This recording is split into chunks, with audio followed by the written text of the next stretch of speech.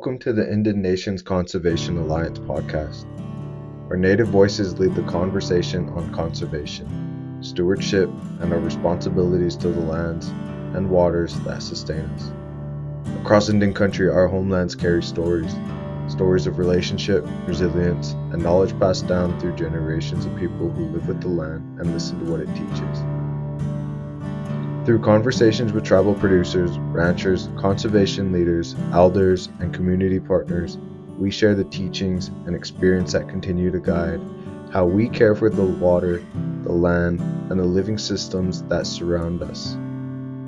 Together across Indian country, we recognize the spirit carried in our waters, our homelands, and our ecosystems, and we honor our role as caretakers for those yet to come. We begin today by honoring the land, the waters, and the ancestors who have always guided our Indigenous leadership and community responsibility. We acknowledge the resilience of Native voices and the generations who have worked to protect those Indigenous rights, representation, and self-determination. Today's focus on community empowerment, Indigenous civic engagement, and the work being done across Montana by Western Native Voice. We are joined today by Tristen Belgarde, whose work centers in strengthening Native participation, leadership, and collective voice at the local and state level.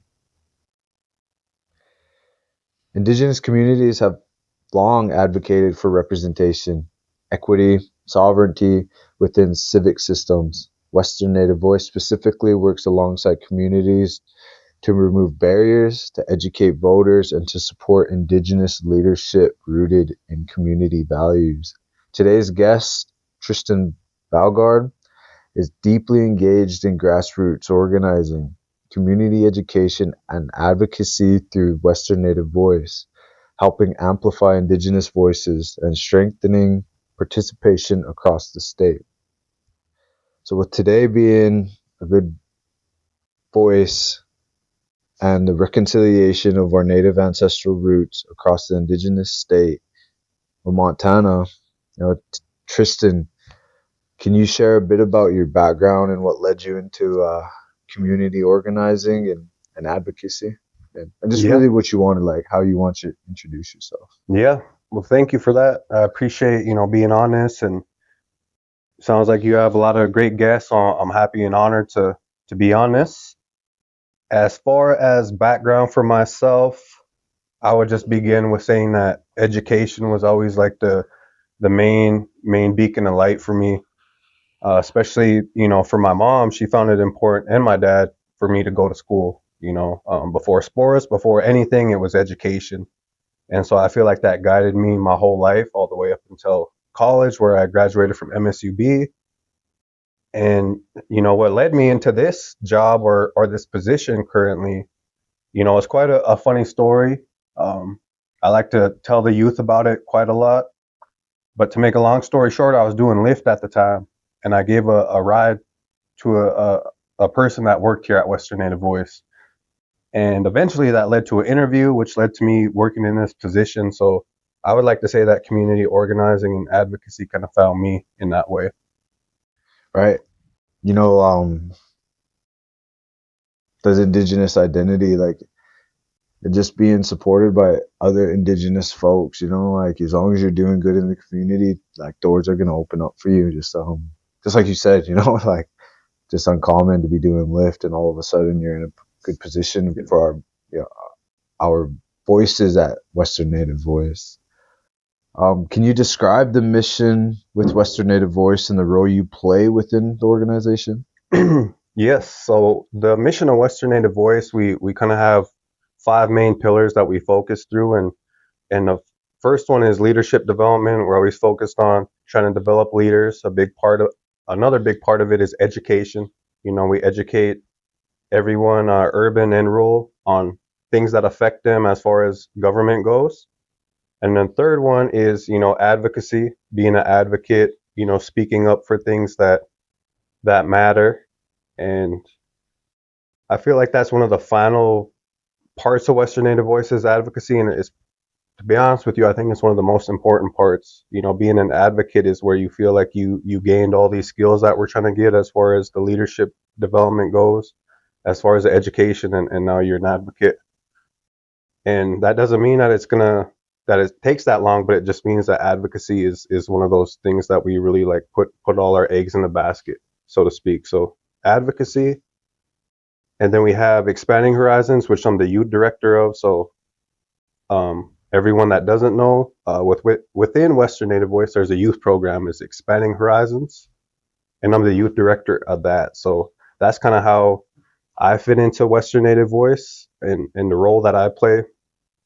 So you have, leadership development, you have education, and for some reason the last one's escaping me, so I apologize, but those are the four that I can remember. I know that we have five, so apologize on the last one that I'm No, forgetting. that's all right. No, Western Native Voice does a lot. I know I'm involved with the emails, and I constantly see the call to actions and the different things that you guys are involved in throughout the state, throughout the Indigenous communities, and really fortunate to be able to come in and interview just what you guys are doing here. You guys are a nonprofit 501c, right? That's right. Yeah, nonprofit 501c based out of Billings. The project is Indigenous identity, and in any which way you guys can like promote this kind of like advocacy. Yes. It's really, really, really, really fortunate. Um, what are some of the key initiatives or campaigns you are currently working on? I know you touched on the expanding horizons. Yes. Yeah. So, just you want to dive into that a little bit more deeply? Yeah. So the key initiatives for us, like with Expanding Horizons, it's 13 to 18, and we have hired an adult program manager that's going to be on the team. So we are expanding from 13 to 18 to adding 18 to 25. So right now, all that's in the works as far as how we're going to extend to that young adult range. That's one of the key initiatives that we're working on. And then we also have a sponsorship with the Montana High School Association. So you'll see us at the state tournament. We do all those ads. So you'll see us on the court. They have banners of us. So that's another key initiative. We're working with them really to be that representation for natives within the high school association. So that's another big part that we're doing. And then I would say our youth conference that we have you speaking at, that's been another priority of ours. We do a summer academy that will be at Rocky Mount College, and so that's another key initiative. And then overall, just trying to build relationship with high schools here in Montana. I feel like that's our really key priority, is just building relationships regardless of whatever it is. That's a big part of being in Montana, and with us being so spaced out, is we really need to be connected. And so that's one of the, I guess, the initiatives. Not to get too long winded. Yeah, no, for sure. Um, One thing I want to touch on is how we perceive that traditional knowledge is something of the past. And really, what Western Native Voice right now is doing is really promoting that voice. Western Native Voice. It's right there in the name. Um, have you have you seen Indigenous civic participation change over time, like through this work, or if you guys have any major milestones within Western Native Voice that you guys are like actively celebrating and saying like this is why we do the work, this is how we do the work, and things that are just like you just want to highlight. Yeah, I would say some notable things that have stood out since I've been here, and I've been here for about 3.5 years. One of the ones that stands out in 2024, we did a parade here in Billings, and it was 100 years of natives, or since that Native Citizenship Act, so the 1924 1924, yeah. Citizenship Act. We celebrated that here in Billings, and I felt like that was really monumental to have people come out and support that. Especially, I think another part of it is we had the oldest native voter. She recently had passed, but at that time she rode in our parade. So, you have those two things. I felt like that was really monumental because it hasn't been that long since natives been able to vote.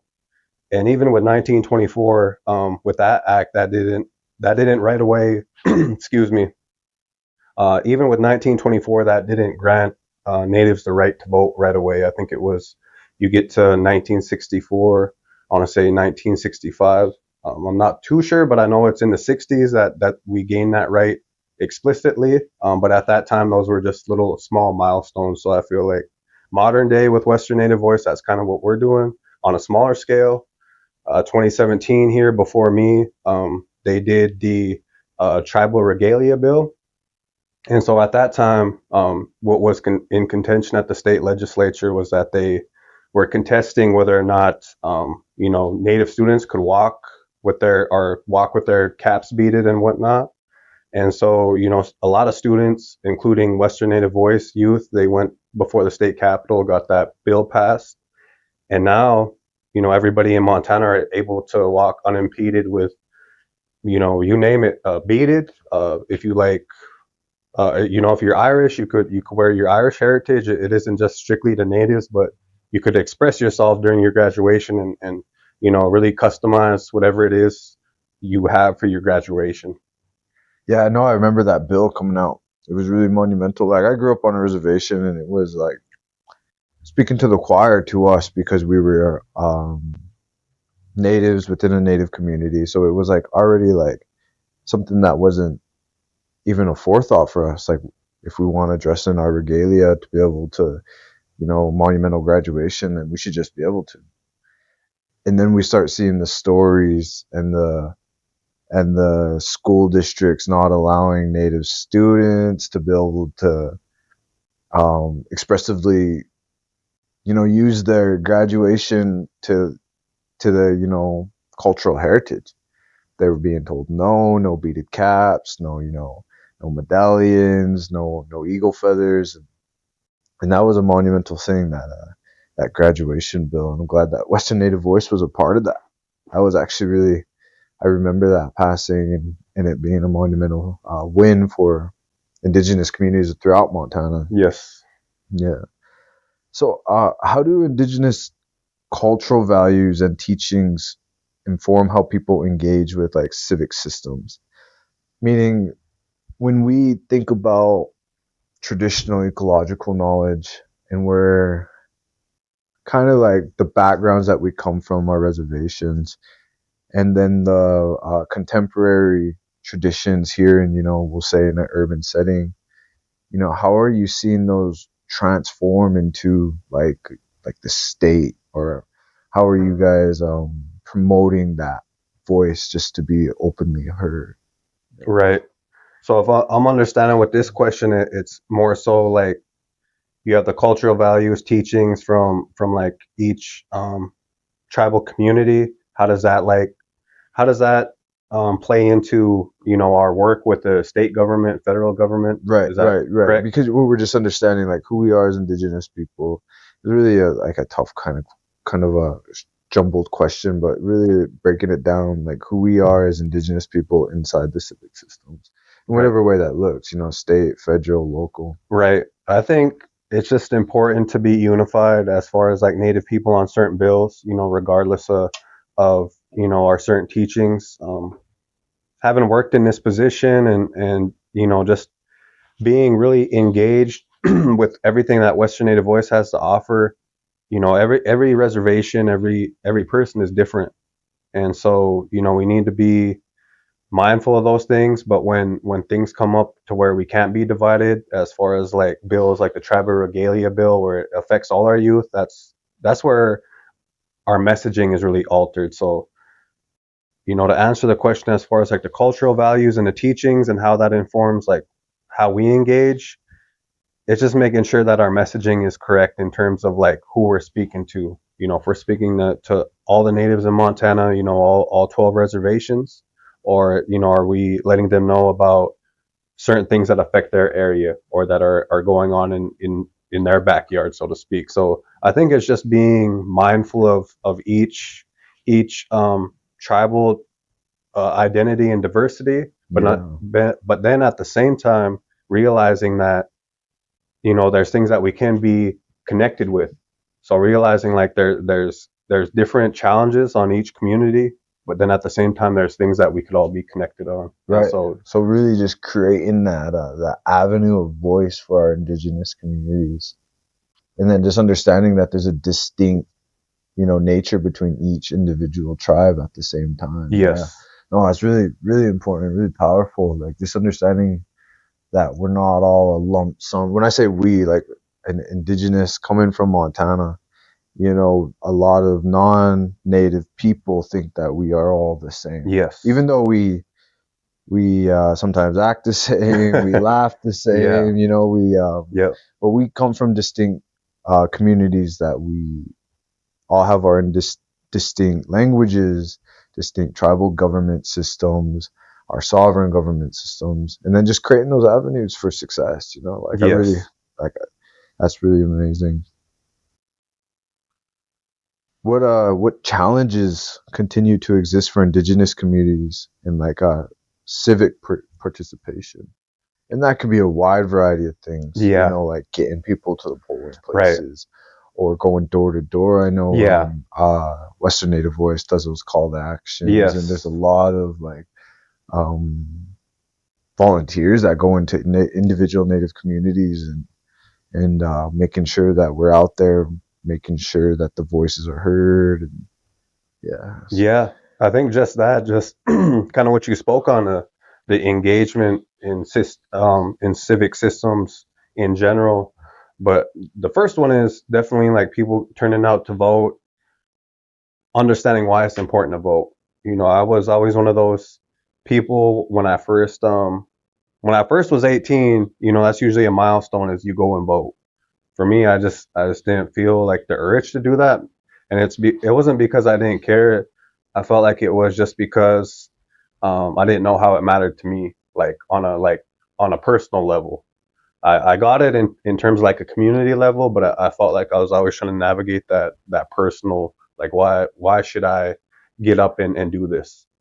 So trying to get people on that level, understanding where I was at and how I got to where I am. I felt like it was a lot of personal growth, a lot of things that I needed to do on my own, which is really challenging when, as you know, on the reservation, it's really rural.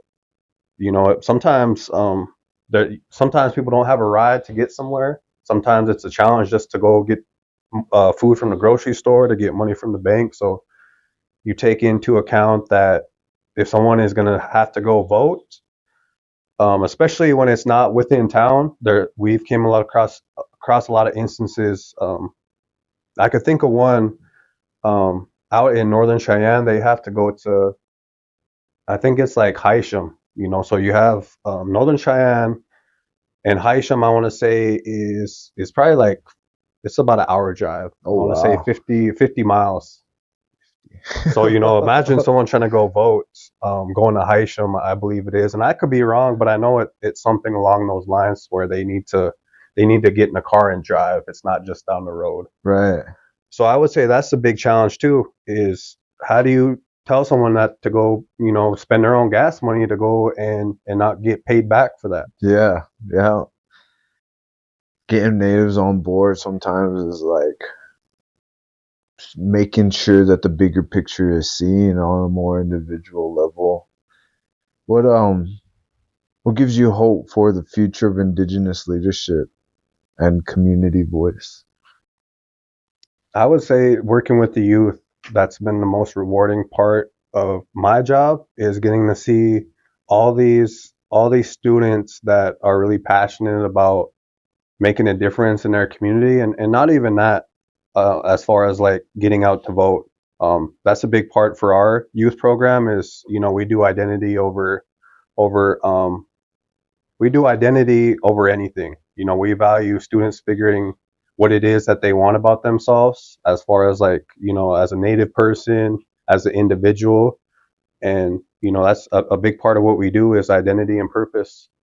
And so I would say that that's a big part for us is, getting all these native youth, to find out who they are, what it is that they're passionate about.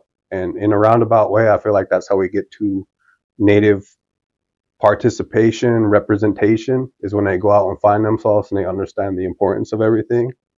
So in a roundabout way, I feel like we get there, but not like on a to B type of thing. More like they found it out for themselves. So now they're gonna come back and assist. But I feel like when you're Right. trying to steer them in that direction, or you're like, we need this or we need that, I feel like that's when you lose them. So to make a long story short, that's how we reach our youth is first of all by listening and seeing what it is that they need, they want, and then seeing how we can assist. Right. Kind of getting off topic, like we think about self-actualization and Maslow's hierarchy of needs, going through the whole self-actualization part.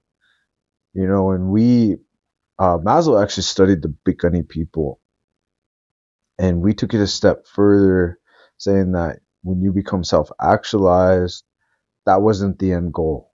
It wasn't just a personal journey. There was next steps to becoming actualized, was because once we become self-actualized, then it was our turn to turn around and come back into the community and give back to the community and be in that breath of life, because eventually, time gets us all and we become those elders overnight. Yeah. Yeah. And so seeing and going from that, what I like about Western Native voice is that really bases it on that community actualization, being able to give that breath of life back to the community, starting with the youth, with your expanding horizons going into like young adulthood. Yes. Yeah, because before we know it, we're 30, 40 years old. Yes. And then we're the ones leading, Yeah. and so going from self-actualization to community actualization to cultural perpetuity is really, really prevalent, really, really relevant to, I think, who we are as Indigenous people. Um, what, with that kind of being said, what guiding principles or teachings, like, do you always fall back on, or what guiding principles or teachings do you carry with you when you're speaking with the youth or actively walking with the youth, and you're doing your thing here? What do you kind of like fall back on to, like, the teachings that you've learned throughout your life? That's a great question. I would say like probably indirectly, I grew up Chippewa Cree, and out in Rocky Boy it's mainly Cree with a little bit of Chippewa. So for the most part what we learn about is Cree. And so, with a lot of the elders that like came to our school when I was younger, it was always like pay it forward. It was do something but never expect anything in return. Just do it because that's what needs to be done. So for me, when I went to college, and I was thinking about my major, originally I wanted to go in and teach in the classroom and all that. And as I went to college, received my degree, I took a year off and got to a point where I was like, I need to utilize my degree, and then somehow some way gave that ride and ended up here. And so to get back to the teachings, I feel like that's all a part of the teachings is you do what needs to be done. You stick on your road, so to speak, and you'll eventually get to where you need to be. So I feel like where I'm exactly where I'm supposed to be with the youth. I'm paying it forward, and I feel like that's what it's always been for our people in general. As far as Native people is, there's always those couple leaders that when generation after generation someone stepped up. And so not only through the teachings but also through history, understanding that we're displaced, and we went through a lot as far as the boarding schools, and with a lot of natives being urbanized. That's currently what I'm doing in one of these courses. As far as like for my teaching license, we have to we have to keep those. I have to take credits to renew my license. And so right now what I'm studying is the 1950s, like when natives became urbanized, and they sent a bunch of natives basically out to like Chicago. I Yeah, the think like yeah, removal act. yeah, exactly. So you have the removal act, all those things. I think just understanding those teachings as well, because I feel like we focus on tradition, but what did we learn from history? What did that teach us?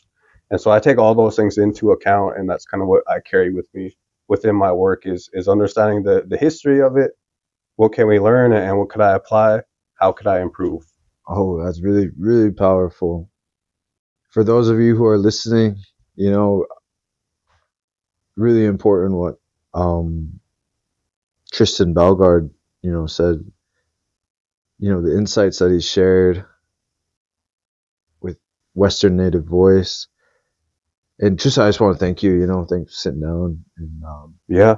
I Or if, think when we talk on traditional ecological knowledge, and it's not just a thing of the past, it's what can we learn in contemporary history, bringing us forward, stepping into leadership roles, moving forward, and how are we actively making our communities better. A couple things that he reflected on was the youth within Western Native Voice and the identity on a micro and a macro level, and the representation and the participation within these civic systems.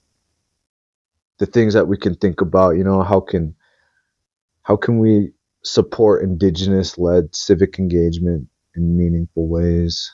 And I just want a quick question, before yeah. we close up here. What advice would you give to emerging indigenous leaders and organizers? Yeah. What advice I'd give anybody that is emerging and wants to be a leader is that, sooner or later your time will come. When I was growing up, I always wondered. I felt like I got trapped in the mindset of like, when am I going to be older? Like, I feel like I don't have all these freedoms, and then when I do, I'm going to have all these. It felt like it just flew by. For me, I'm 29 years old, and now I'm that person that's like leading. And so I'll just say that time moves fast. It doesn't wait for nobody, and sooner or later, it's going to be your time to step up, and you just need to make sure that you're going to be ready for that, and really make the most of that opportunity. And when it does come, make sure that you're ready to not only be successful but also be ready to fail, and how you're gonna pick yourself back up, because in our work, I feel like that's just inevitable, is that we're gonna hit barriers and we're gonna hit roadblocks, but how are you gonna get past those roadblocks? All right, how are we gonna move forward? Very powerful, very powerful. This is an invitation to listeners to take an active role in supporting Indigenous leadership, in supporting Indigenous civic engagement. This may include registering to vote, volunteering with Indigenous led organizations like Western Native Voice, supporting Western Native Voice and initiatives, attending community meetings, or encouraging family and friends to participate in local and decision making processes, whether that looks like on the local, the tribal, the state, even into the federal systems. Civic engagement is an extension of Indigenous responsibility to community, land, and future generations. With that, Tristen, there's a lot of gratitude for letting me sit down with you. Very beautiful building. What you guys are doing here at Western Native Voice is very empowering to not only myself on a micro level, but to everybody in Indigenous communities. I think know who Western Native Voice is, especially in the state of Montana. I just want to say thanks for your leadership, your service and your dedication to Indigenous communities and your dedication to Indigenous youth. You had a lot to say about the participation and the representation, and how identity matters on a micro and macro level, and where youth stay moving forward within Western Native Voice. If you have any final words, words of encouragement, reflection, anything you want to share, Yeah. the floor is yours. But Yeah. thank you. I just want to say thank you. Yeah. Thank you for that. I do appreciate this, and I feel like this is really necessary in order to have conversation. When you record a lot of these things, long after we're gone, this will still be here. So, thank you for that. I just wanted to dedicate, this part to my mom. My mom is Jamie Ray Crawford. She's Blackfeet. She passed away 2 weeks ago. Been navigating that.